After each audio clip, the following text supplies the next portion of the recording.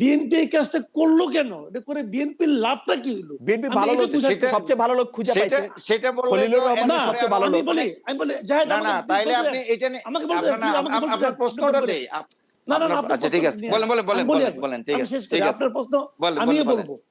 আমার জি কথা শিওর হলো এখানে কয়েকটা। একটা জিনিস হলো যে বিএনপি এই প্রশ্নটাকে ইনভাইট করলো কেন?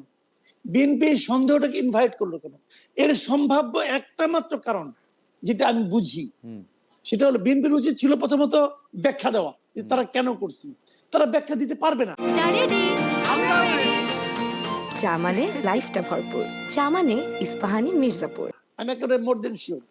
আচ্ছা, কি এখন ব্যাখ্যা দিবে সম্ভাব্য একটাই মাত্র কারণ হতে পারে যে বাইরের চাপ, কোনো একটা চাপ, কোনো একটা গোষ্ঠীর চাপ, কোনো একটা দেশের চাপ, যে চাপের কারণে তারা এটা দিচ্ছে।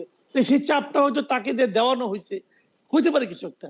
যদি সেটা হয় তাহলে এই দেশের একজন নাগরিক হিসাবে আমি ভয়ঙ্কর বিপদে আছি বলে মনে করি।